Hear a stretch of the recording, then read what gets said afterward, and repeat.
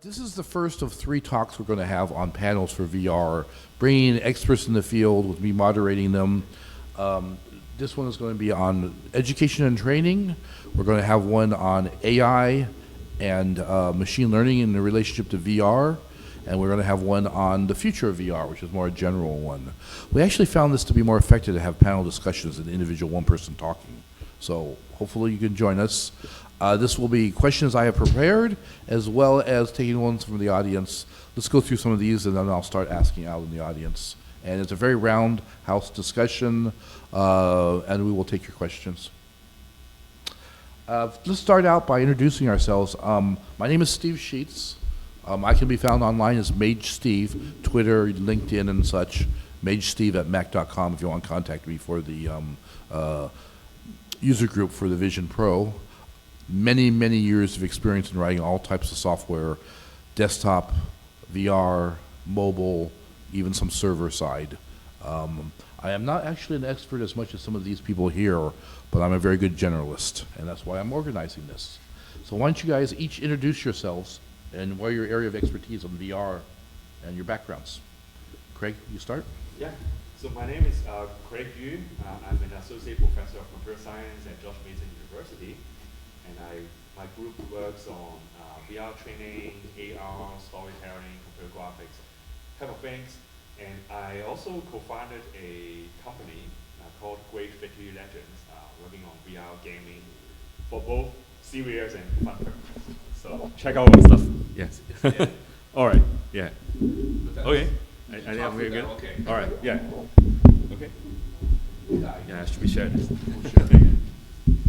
Good morning. My name is Jordan Higgins. I'm a human-centered engineer lead at a company called MITRE, where I do a lot of work with designing immersive experiences for simulation and training. I'm also an adjunct professor at George Mason University, where I teach design thinking and innovation strategy. I've been working with emerging technologies, and I guess I started working with VRML back in like the mid-90s, so yeah, it's a pretty exciting time for immersive tech. I'm Hunter Dyer. I'm an assistant professor of immersive media at Chatham University in Pittsburgh. I teach lots of courses on VR development and design, everything in between. I do a lot of design, game development, grant work in that space. Yeah, my expertise is more as a designer than a developer, but spend a lot of time in Unity. Poor thing. Not bad. Hi everyone, I'm Sam Martino. I'm the CEO and founder of Dogwood Gaming. We're a small studio right outside of Washington, D.C. We're primarily a video game studio, but we won a grant from Maryland 2 years ago for AI development, and that kind of led us more into VR. A lot of training, as we'll talk about, wants to be done in VR, and so we got to work on a lot of stuff with that. But I'm not in the education space, so I'm really excited to hear about you guys, because I think you've been doing a lot of different things. Well, this talk actually isn't technically education only, it's education and training. We had another person, unfortunately, who canceled out, who had brought more expertise like you did, Sam, so we appreciate you being here. Let's start out with real simple.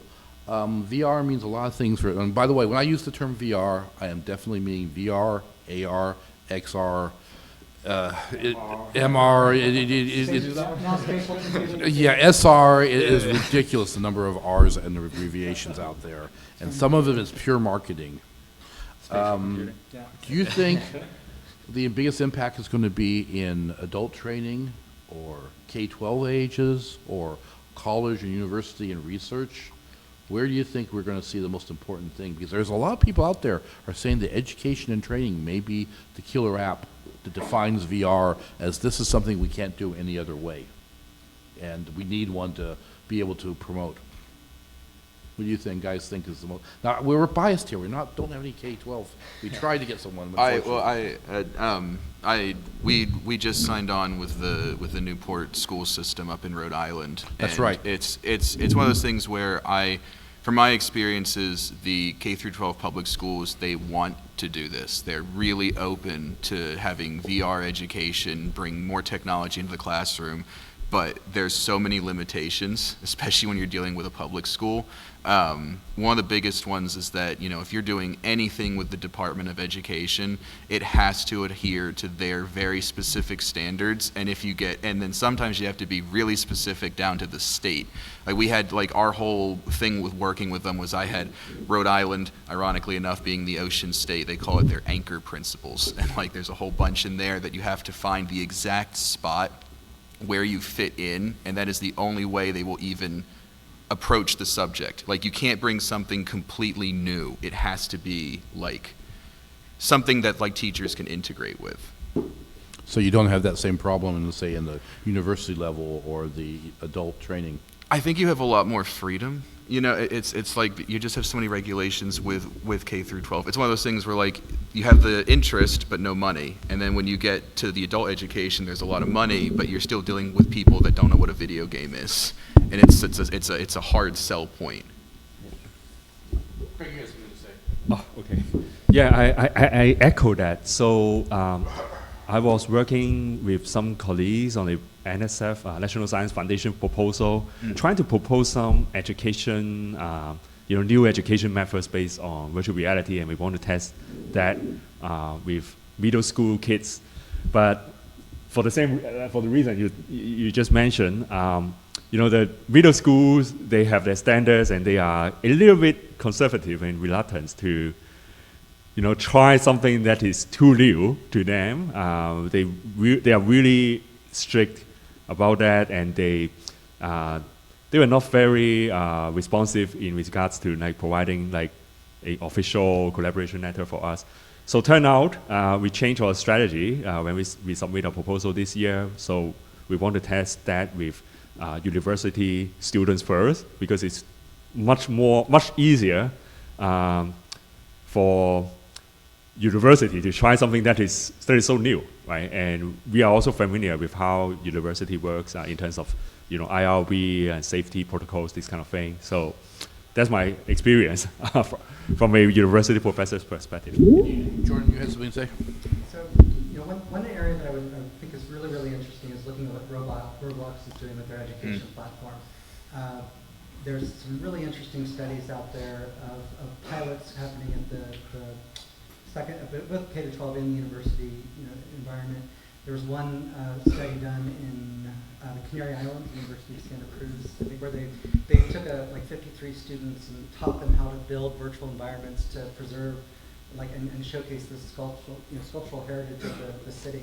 And another in Korea where they went out to visit a real art museum, and they came back and learned as a class how to create virtual museum experiences. No headset required. And these Roblox tools, they actually found, students weren't necessarily as familiar with them as you might think, but very, very quick to learn. And I think that really is going to be the killer app for at least the experience side of it, is that content creation. These tools and platforms that enable people to get something out of their head and into something that they can experience will be huge. It sounds like we're talking that the issue is the administration and the bureaucracy of education. Do the teachers themselves resist this, or what can we do to make the teachers themselves interested? Because part of the problem with education on that level is they have to have a game plan or a classroom plan, and our tools aren't very well designed for that yet. I know my first couple attempts at designing an XR course have been shot down and ripped to shreds by the course curriculum committee, but I'm trying again this year. Good luck. Yeah, thank you. You had something to say. Yeah, one of the current main challenges and why I think will be more successful in the collegiate and the professional space is because all of the current training applications are specific, right? You have to make a specific thing to teach a specific thing and design for that objective. And then if you have all those goals in place, that you can succeed there and you can do something really effective. But trying to make like a platform or something where an instructor who's not trained in XR to go in and can edit it or adjust it as part of their curriculum or where to fit into what they're doing, or even like something even more general, like, okay, now make your entire class a game in Roblox. Like, no, thank you. Like, I'm behind on all my other syllabus development. Now you want me to make it in Roblox? No. So right now there's a lot of companies trying to solve that problem of like letting teachers and letting independent contractors who can work in that space do like come to our platform that's closed and not open source and will be shut down in 3 years. But and it's not a very good sell. It's not a very strong sell for teachers, right? Because I want to do it once and I don't want to redo it every year. So when you have something specific, when you have an app that you're like, okay, here it is, the forklift operation training that Exxon has, and there goes, there it is. And again, if it's measurable, then you can also demonstrate the value of it. You can say, like, we invested this, and here is the educational outcome that it provided. And that's what you need to drive it. I think you made a really good point, though, about this platform is going to be abandoned in 3 years. I think that's actually a major hurdle for all of these groups trying to accept this. It's like, I know from my development, the most recent training thing I've done is we worked on a diversity trainer in VR. And that was a nightmare. That was a literal nightmare from the programming side. And the hurdles there were that I was developing an Unreal Engine, and we were developing for the Quest 2. And Meta and Epic don't talk to each other, ever. And it's the same problem with every headset and every engine. Nobody talks to each other. So, it's something where I could build a program for a K through 12 system, and they all have Quest 2s, and I build it all for that. If some other school system does not have the Quest 2 that happens to be on the exact same version as all the other Quest 2s, because sometimes it'll force updates, then the other school system can't even use the product. Now, you're talking about an all-encompassing VR environment. Using VR and AR in the classroom as a tool to go along with existing classes, most often or not, it's being used as a virtual field trip. Mm-hmm. Both the advantages between COVID, the remote people. Now, they're not well suited right now. We don't have the tools to have the whole classroom on the field trip where they're working on it, so we can share the same video. That content can be used across, different devices. Oh yeah, I think it also depends on what exactly you're doing. I think that something like that's really that is great because you can use it. It's it doesn't require. I'm not trying to say it's not as complicated as a video game, but it's programmed differently than how you would do. And not even just a video game. I mean any kind of training. There's so much more that has to go into it. Just the last thing I want to say, because I think it ties in, is the company we were doing this for. The only thing they had made prior was a VR meditation sim that they sold to retirement facilities. This VR meditation sim it loads up a map for 30 seconds and plays an ambient sound while you sit in the middle of a glacier and then auto closes. They make hundreds of thousands of dollars off of this thing. But that can run on anything. You don't need anything special to run that. But as soon as you start to add inputs and the responses from the people using it, it becomes way more complicated. Also, this is one reason why one of my hills to die on in this space, and there's many actually. But WebXR is probably one of the technologies that I'm most excited for. This idea, partially because I grew up with the web, and that's this idea of being able to create content once and deploy it across multiple platforms and devices, builds in accessibility, which is another huge consideration for any sort of training or education environment. I mean, it's definitely not quite there. It is. Every year it gets better and better, and there's some really exciting things happening in that space.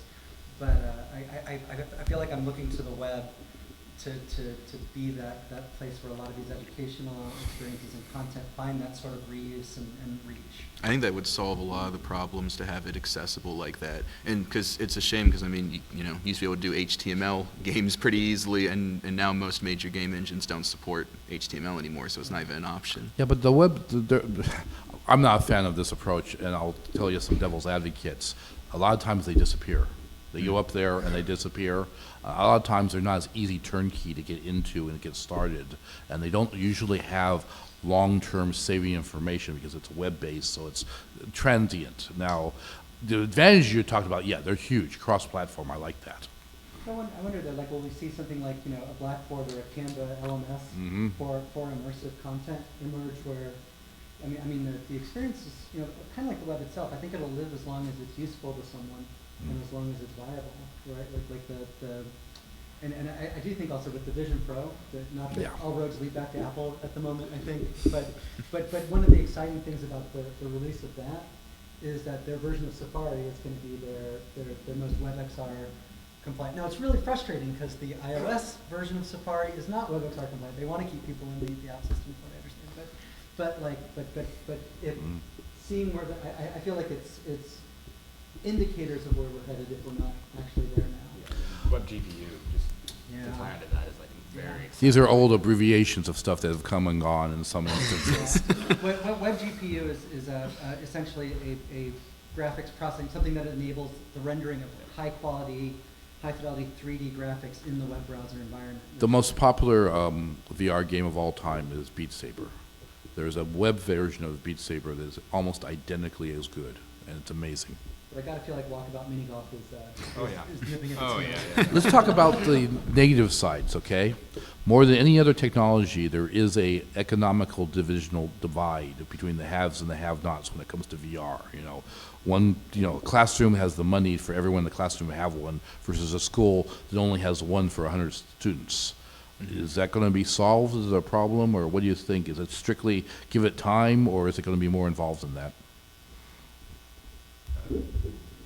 Right now, there's, in the way that the Meta has made decision maker and how they're designing and working with the products, they're just flat out refusal to support things like, owning headsets when you didn't have a Facebook account for a while. My students had to violate Facebook's terms of services in order to pass my class. That's like not a good thing to ask a student to have to do. Inability to have family sets or a headset you could log in and out of multiple accounts, inability to remote deploy hardware to a headset if you keep them all on. There's all these like little tiny things or big things in deployment that is completely, just makes it almost impossible for people who run a VR lab to just deal with a lot of headsets because Quest and Meta and Oculus were just not interested in that market, which is now what we know one of the more successful markets, and that has caused, I think, a ripple effect into the inaccessibility. In the short term too, I think so I would say also this was something in trying to design a course around this. Was do I require students to have a headset? And I actually think there's probably a lot to be said for thinking about virtual reality outside of outside of a headset, of things in a browser-based environment or a desktop or an iPad type of environment. Technology that's already there. In the long term, I think stuff is going to get more affordable. There'll be great, if the measurable benefit is there, kind of like we were talking about before. The nonprofits of the world, the large corporations will subsidize releasing these things and supporting schools, I think, as an equalizer. But in the short term, I think we'll see a transition to using virtual environments across platforms. What happened to Google Cardboard? I was just okay. I was just thinking about it. I was like, I feel That like means there everyone is has to have a phone, which in the school, they don't always like that idea. Right, but it's that I feel like there is an interest in trying to make VR affordable, but I'm really happy to know that like Google Cardboard is still existing. I don't know if that's the exact answer. They open sourced it. Yeah, but like So it's your problem now. But that's also a really good point because it's the same kind of thing. If you're in a public school setting, well, now you've got all these restrictions on what you can do with phones. But that seems like a good solution for adult training and on the college level. But again, if anybody's used Google Cardboard, it's not an index. Yeah. Oh, I get motion sick. I'm like, no, you've just done cardboard. Yeah, I'm actually not sure the fidelity of it is like if it would have the same benefits. It's definitely good for like. Oh yeah, I'm not saying it's like the answer. It's just I feel like that kind of direction is like people are trying to find a way. Yeah. How do we get that like $99 headset? Yes. Like 3 major open source initiatives for an AR headset. There's Project North Star, which was started by the people who did the now Ultra Leap, then Leap hand motion. Yeah, but those are all hobbyist type things. It's hard to implement them. Printable, Yeah. affordable headset that's open source that anyone can contribute to. That we don't have that right now, and someone make that for me. Yeah. I would like that. That could be a class project by itself, right? We've all got or most of us have maker spaces on campus at the college level, exactly. and I think you're going to start to see those sort of maker spaces, at the secondary school level if they're not already kind of taking off. In fact, I asked my students to create their own headset out of open source cardboard Oh, nice. Yeah, so they all make it. You are universities. We are talking about university level, though, not the K-12. Oh, yeah, that's true. Yeah. Yeah. Is there a win for having VR content created by the kids or by the education?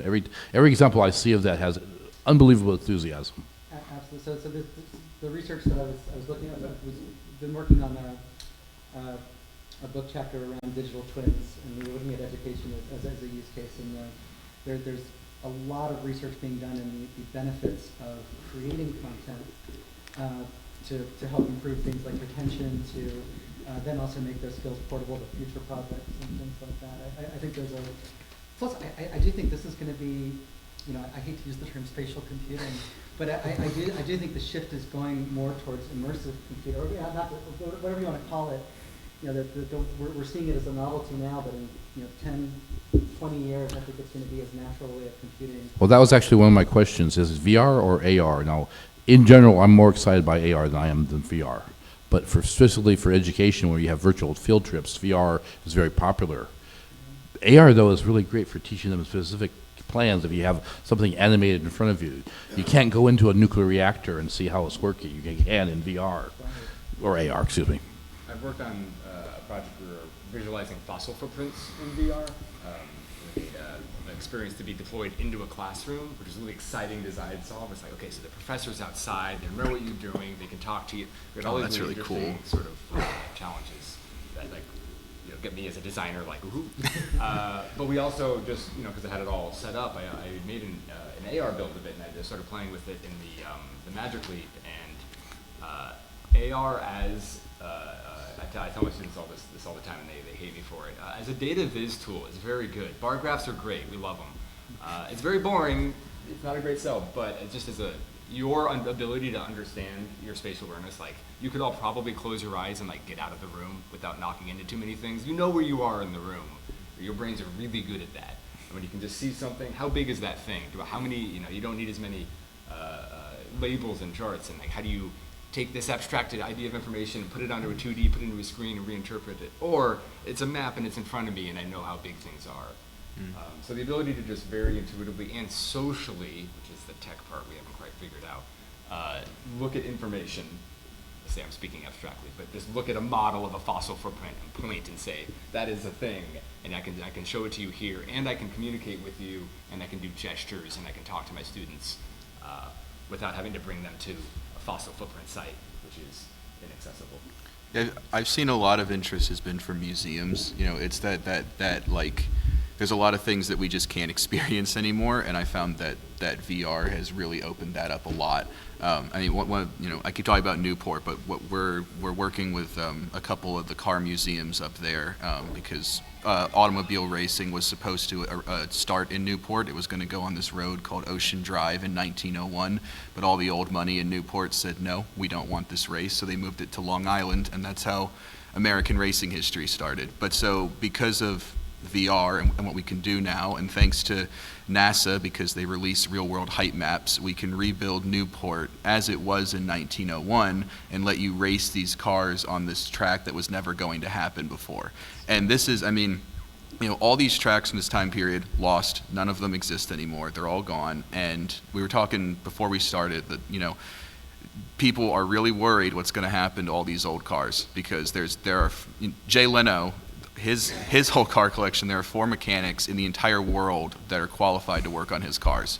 And he goes around and he talks to all different school systems and says we need to get people involved, but how do you get kids interested in race cars from 1910? And that's why we proposed the VR solution, because that's the best thing we had come up with. Yes, the time traveling experience has popped up many times. I believe there's a project to digitize the medieval London and have you walk around all the way through London, because we actually have the records to every single street in London, and we know what shops were, and that's an amazing project. They just did Baltimore, actually. We had a gentleman that came to our panel a couple of years ago, and he goes around to World Heritage sites with VR to record it, because a lot of these sites are being destroyed either for climate change or political. Wouldn't it have been wonderful to have gotten to Afghanistan before a lot of the statues were destroyed by the Taliban So, yeah, to be able to record now these sites and then have them in classrooms is amazing. And I think to build off that too, where it's going to get really exciting. So that's one of the use cases that excites me the most. I know. Go to places that didn't exist or long gone. And it's sort of like a teaser for the AI talk this afternoon. The other aspect of this that I think could get really exciting. Anybody here see Superman 2? Oh, I'm sorry, thank you. Anybody Superman 2? Remember when Superman is having some life crisis about falling in love or something, and he goes to like get advice, and he puts the crystal in, and Jor-El comes in as a big hologram. Like imagining being able to do that, like interact with generative AI-driven representations of Socrates or Beethoven or That's so Mary exciting. Curie, right? Like That's exactly what we're working on. I'm so excited. You should all come to the AI panel later too. no, I can't wait for that. It's something we're looking at that broadly as sort of these modes of interaction that just weren't really possible. We could always like role play, and there's a lot to be said for imagination, but taking some of the cognitive load out of that, of that role-playing process and being able to focus more on the experience side of it. I think Some of there's- that, we're going to be talking about the machine learning and AI Yeah. discussion later. Yeah. Because it's very important. Obviously, Meta is really big in having avatars with expertise in different areas, which ties back to training. They have avatars that teach you golf, or what are some of the other ones? I forgot. They announced it last couple months ago. Yep. Yeah. Yeah, so our research group is also working on that end, especially using augmented reality, right? So we talked about the possibility of visualizing some historical content from museums and so on. So we are working on, of course, that's research. We don't see it really being practical so soon, but we are working on like generating virtual agents in museums or like in historical places, Mans Vallon, other historical sites, and using the virtual agents combined with AR to tell stories, right? So you can not only see the the furniture of the old places, the appliances and so on. You can also see virtual agents, using the space in front of you. And when we get to the AI ML part, I can talk about how we may apply AI to enhance the experience. I'm gonna, at this point, we're halfway through. Let's take a couple questions from the audience if we can. Does anyone have any questions? Gentleman in the plaid back there. You. Yeah, so what kind of subjects were you most interested in doing VR with, like chemistry, biology, or anything like that? What subject we're most interested? The list I had here was virtual field trips, enhanced simulators, time traveling experience for history and social, lab experiments for dangerous or expensive materials. For training purposes, there's a project out there called Sailor 2025. All jobs in the U.S. Navy will be teachable by VR, which means that you can get trained on a C-130 jet to be a mechanic and not have to have a $500 million jet next to you. So that type is real important for adults. What are you guys? I'm really interested in like sandbox modeling and giving a student just an opportunity to play with some abstract thing where it's very difficult for them to like get a mental model of how it works, like chemistry or like how different bonds are forming, things like that, where they can just like poke at a system that we have, like a sim setup, being able to do that in a way where you're not like, this is your selector button, click over here to, and you're like 18, you already need to know how everything works to use it. If you could just have the thing in front of you that is reacting in a complex and interesting way, and you can get that model, that like one-to-one, connection to whatever the, that's not a great answer, but that's like, I look at fields and I look for that opportunity. It's really interesting that you mentioned chemistry. There's a company we're working with. They're actually trying to do a VR training simulator for pipettes, and that's something that like they want to do is they want to try and get people in the labs without actually being in the labs for the same reasons. It's not just, I think the danger is a big part of it. They don't want people to risk that, but it also, people don't have to use actual, things to do all these experiments if you can do the whole thing in VR. I think one of the areas that I'm really excited about, and it's a little bit, right now it's kind of a side, like passion project more than anything, but music education. And it's probably not going to be as lucrative, I think, as training for the U.S. Navy. But I was originally a music major when I was in school, which is around the time like the internet came around, and I got very excited when I got my modem and we started playing with some of the VRML platforms. I really wanted to be able to play jazz with a lot of my friends from high school who were now in other parts of the country. And then I kind of learned about latency and the limitations of a 2400 baud modem in the mid-90s. But yeah, I feel like some of those sort of like music experiences and there's things that happen when you can actually be collaborative, and that is going to be huge in that space. You got to make VR Rock Band. I'm waiting for it. So what interests me is to let people go to places that are inaccessible. So, for example, recently I talked to the George Mason Observatory for the idea of having VR headset deployed at their site where the telescope is. So I have this idea because so people can go to planets virtually while they have the tour, observing the stars using the telescope. So I have this idea because last fall I brought my family to the observatory, and my daughter looked at the stars, looked at the planets. So she saw Saturn, Jupiter, and so on. So she wondered, what is how does it feel, right? Standing on the planet, right? What's the physics? What's the chemistry there? What's the geography and so on, right? So, well, the tour guide tried very hard to explain, and I also tried to explain, but of course I have never been there. I don't know how it feels, right? Standing on the planet. But what if there is a VR headset that let her, dive into the planet surface and exactly observe what's going on there? I think that would arouse lots of interest for kids about STEM and science and so on. It's interesting you said that, because astronomy is one of the most successful early iPhone AR apps. People would put their phone up and say, "What star am I looking at?" And it would tell you. That was immensely popular. On the same instances, another popular one was Google Earth, because you had the Earth and you could walk around as a giant. You could stroll through Yosemite Valley. You could go to the pyramids of Giza. I recommend lying on your back on the floor in VR in the Grand Canyon. It's very good. That I haven't done. I got to try that one. That's pretty good. Two more things that get me really excited about in the education space. One is theater and dance and anything with a lot of embodiment, to do a full body tracking setup and GMU is working on that for their dance group. start having the environment as a character that can really interact with the performers in a dynamic way. And then just VR as a tool to be able to work in 3D spaces in a hopefully more intuitive way, where I'm not trying to teach you a thing in VR, I'm trying to teach how to make a video game or a level, or we're doing something in 3D, and it's I need you to model something. I'll go in that headset and model something real quick. Yeah. And I don't need to spend 2 weeks in Blender running through the intro. It's okay, here's a block, there you go, done. You don't need to think. The tools to do VR is too hard. So Shapes XR is the killer app for me in that space. Yeah.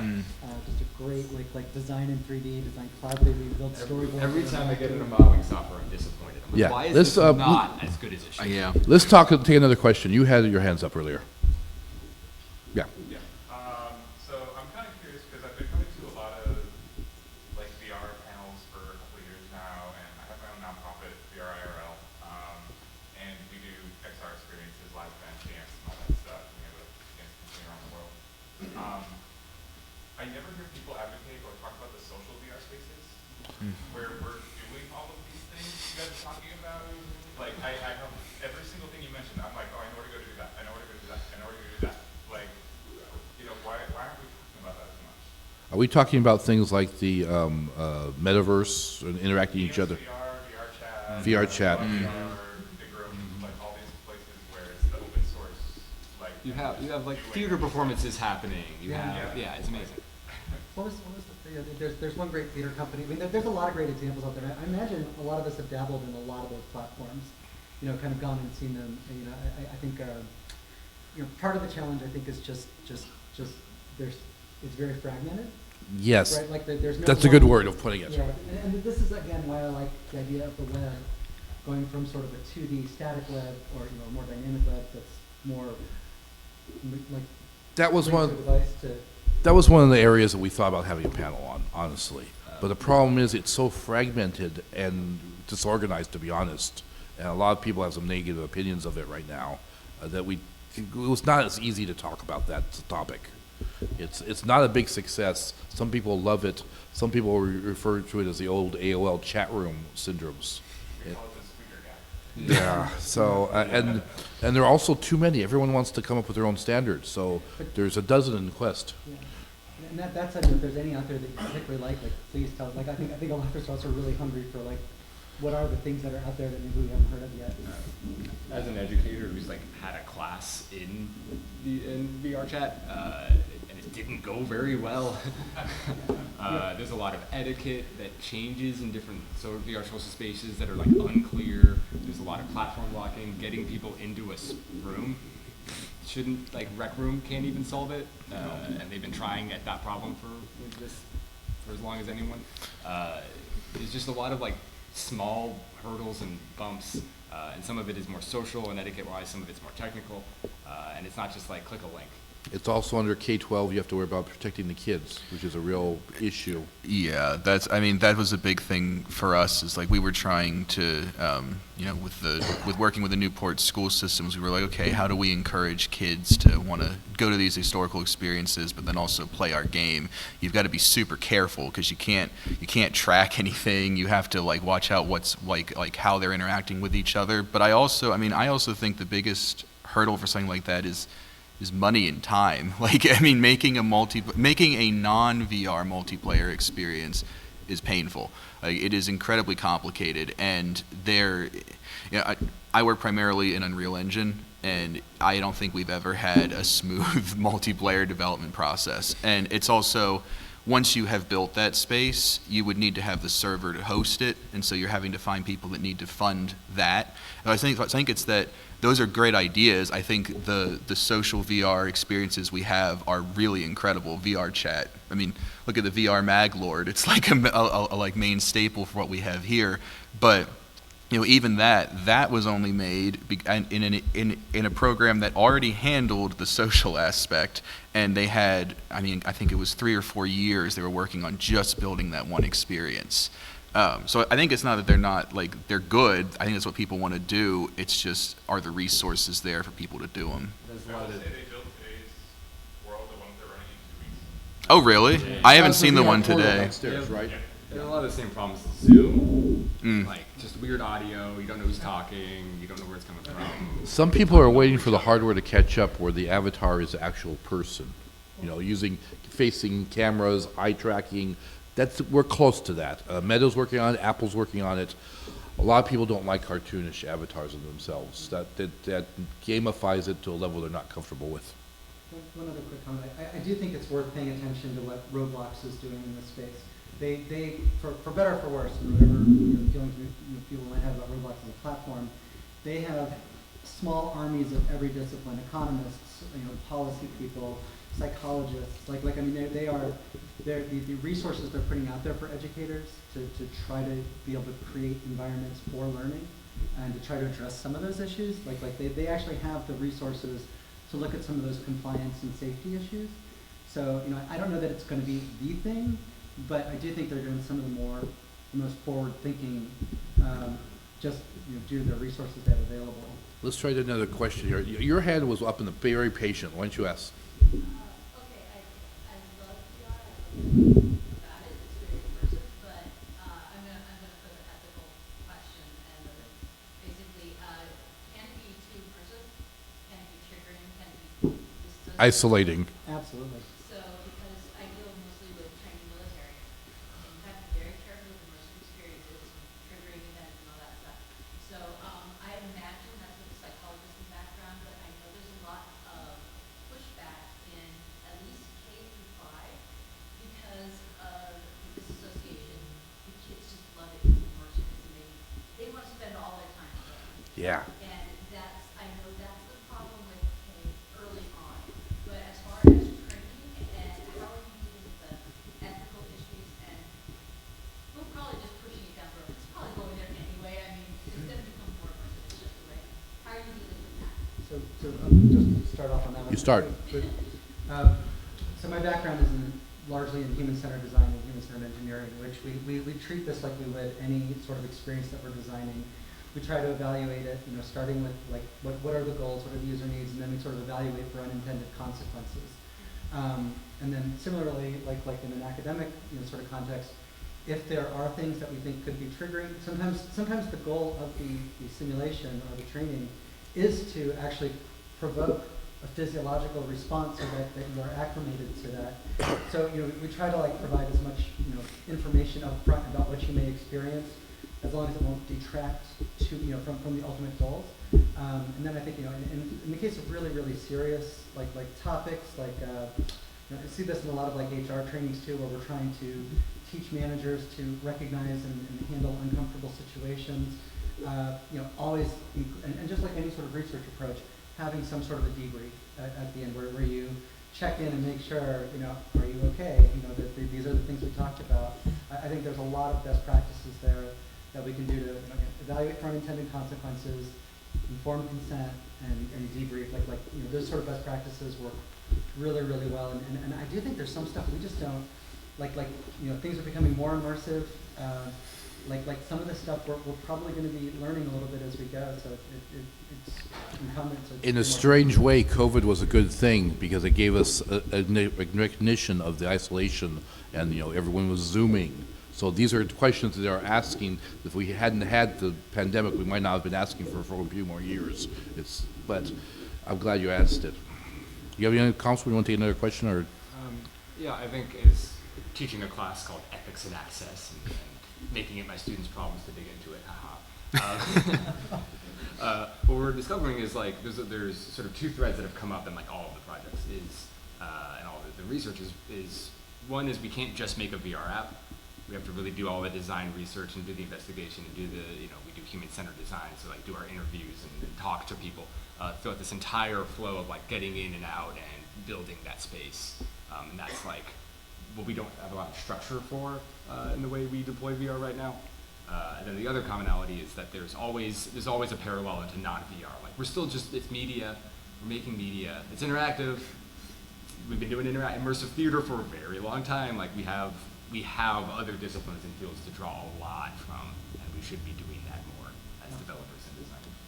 I'm going to take your question since you. So as far as it goes with like VR training, and especially with military and with stuff like especially police forces, there's a YouTuber who made a really good video on VR training jobs, and then he made a second video about VR training police and guns and how when you have police forces training these different scenarios, the informational feedback that you get from that, like what does VR tell us about the people who are using it?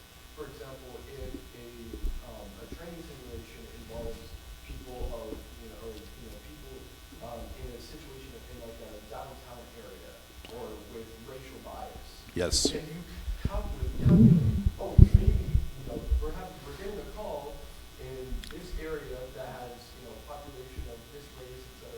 We shouldn't send this person because that person has a racial bias that we calculated and isn't safe and to put them there, but maybe they'll be okay in another area for a different purpose. Check out the University of Maryland, who's been doing a lot of really good work on doing sort of like bias detection in law enforcement. And I don't think they're coming at it from the angle of we need to flag who has more problems with racial bias than others, more trying to train people to recognize when they may have racial bias that they find, because I think also like in sort of law enforcement situations, it's often who's available and who's nearby. And the approach I think is to try to be like, teach people to recognize, like any sort of bias mitigation involves recognizing the bias and being aware of it, to then be able to disrupt that process.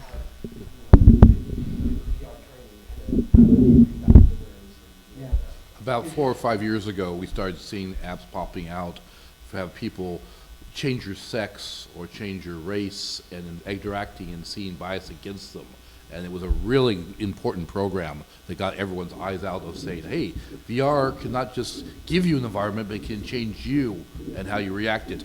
So like Jordan said, it was more in the area of recognizing your own bias rather than setting the right person. Now imagine if you find a situation where somebody is really just, somebody has serious problems in it, they are not able to write. I imagine that becomes a broader HR issue, right? So technically, I think virtual reality scenarios are able to track all the things you need to. I mean, not all the things, but lots of factors you can consider to see if someone is biased, right? So, for example, you have eye tracking, you have pose tracking. You can track the response time. You can also put EEG. You can track heart rate. You can track lots of things. But of course, there are other implications, right? You track it too much. Yeah, tracking too much. You're right. We're not sure if Right. there's a privacy issue about tracking your eye tracking that popped up real recently. Right. I think that also goes into the later AI being the future of all. Yeah. Let's take another question. We've only got a few more I minutes. just wanted to quickly say to that, Go ahead, Gustav. I just built a VR diversity training simulator. I can tell you the hardest thing is that the companies don't want to track the specific data of their employees, and that makes it really difficult because I 100% like, these are things that you'd like to know. Like if somebody's coming into your company and they just refuse to work with somebody of a certain race, like that's a red flag. And the thing is that you have to be very careful with it, where for us, we only give you the previous result of the current user. So the person who's using it can see their score, and the person who is immediately like facilitating it can see that score. But in terms of like being able to be like, oh, we hired this person, but he's got this kind of bias, that's a whole other ethical problem that like nobody's really. It's outside of VR, truthfully. Yeah. It's similar to what Hunter was saying too, though. We have mechanisms for that in organizations Already. outside of VR. Yeah. And that's part of the process is maybe need to be updated. Let's take a question over here. Yes, gentleman in black. So I'm in the K-12 space, and one of the things that I've been sort of curious about, we've talked a lot, or you all talked a lot about the challenges of getting something rolled out. I was wondering if you had any positive examples or best practices in terms of rolling out this type of software. Back in 2016, I was at a school that had gotten an Apple grant for a one-to-one iPad program, and for our entire first year, because no one at the school, other than Richard himself, had ever used a Mac, we had these devices that weren't used. And so I'm just curious if there are examples that you all have seen where, oh, these are some things that can be put in place to help users who are completely unfamiliar with the technology to actually be able to successfully implement. Design best practices or publishing design best practices, or by publishing and deployment best practices? I'm thinking probably more on the deployment side, just because that's what I've seen the most. Again, this is not specific to VR. This is across technology for education in general. I've seen that happen many times. I know I met you yesterday, but I let me give you my card after this because I think you should talk to the Newport school system. No, I just think that there's a lot to learn. I mean, they're one of the most positive experiences that I've had because they've been very, I would say, forward in trying to adopt this new technology, and I feel like the best ways that I've seen it is when they include multiple disciplines. I mentioned they're building RC cars, and like they have an AutoCAD class that is designing these RC cars, and then you've got the different part that's like printing all the different parts for that car, and that has a whole school system like involved, and I think that's the level of support you really need to be able to do something like this K through 12. But to put a stab at some best practices, if you can publish your source code, open source, and get that out there too, absolutely do that. Use a framework, don't reinvent anything. Use tools that other people are inventing and updating. There are some wonderful open source interaction frameworks that you can stand on. Put out versions and say what version of the software everything is working with. Just have that information when you publish it and put it out. Everything should be downloadable. There should be no hot links to your documentation somewhere else. It should all be sort of embedded in wherever it's going. You didn't mention that, but we're starting to see VR as a documentation. For all programming. Starting to see VR videos showing how to use things, and that will be. One thing I can't stress enough is to early on identify what your performance metrics are going to be. I hate to sound like a business consultant, but too often at sort of the end of a pilot, people kind of it's like, okay, so what did y'all like learn? Why was this worthwhile? And people are kind of like, well, the kids liked it, right? but think about like early on, like how will you measure the success of this program and make sure, because because the people that you'll inevitably be communicating this back to are going to love numbers. And maybe it won't be a success story, but at least you'll be able to kind of. Let's take one more quick question, you gentleman right here, and then we got some more things that, please. What does the rejection rate look like with kids? I know with a lot of adults, you get some people get their VR legs and some people never do. Is that an issue with children, or are they more willing to try it? It's I can't tell you any rates, but I can tell you that if there is a rejection, it's usually hardware related. Yeah. It doesn't work with your hair. It doesn't work with your glasses. We haven't talked about the fact that nausea Yeah. with VR is an issue. We still have 10% of the people out there who are nauseated, and that might be a problem in the K-12. As a best practice, I would say whenever we do any sort of like actual implementation of a training or a pilot or something like that, we always try to have some sort of non-VR alternative. And it may be boring, it may not be as exciting, but I couldn't, it's rare that we've ever actually had to use them. Like generally speaking, I think a lot of the devices now that people kind of know how to get acclimated to them and we know how to fit people in them. I don't see that any, and this is more anecdotal, I couldn't inform, but I feel like with proper onboarding, proper adjustment and fit, we're seeing fewer incidents of people just being flat out, I don't want to do this. But when they do, it's always important that we have something that we can. I'm going to have us now go starting at the far end there. Tell me what your most excited thing you've seen in the area of training and education of VR, experience you've seen that was be interesting. Oh man, actually, I was just in Pittsburgh at the National Aviary. If you get to go there, they have, I think it's called Birdly. Is that, do you want to talk about the like flight simulator? Yeah. That thing is like, yeah, you have wings. Okay, so it's meant to be like a museum like gimmick, and like a lot of these VR things come off this way. This was not. This was one of the coolest things I've ever seen. I've ever gotten to do. They did a really beautiful, I mean, I think they must have photoimetry scanned all these places around the world. So you take the form of a bird and you can fly through Zurich in Switzerland, and you can, and like London, and there's all these huge cities. And I loved it because I visited Zurich in 2014, and I was able to fly by the college where my friends went, and like everything is all there, and you can visit these places that like, I can't afford to go to Switzerland right now, but it was $5 to get to do that, and it opened up. I mean, there are so many people, like, I can't even imagine the number of people in Pittsburgh that have probably never left the state, you know? It's like, I feel like there's a lot of people that, like, you like, give these opportunities that they can experience things that aren't possible otherwise. No, I love Pittsburgh. I want to say I love Pittsburgh. Please visit Pittsburgh. I'm excited about bar graphs in AR.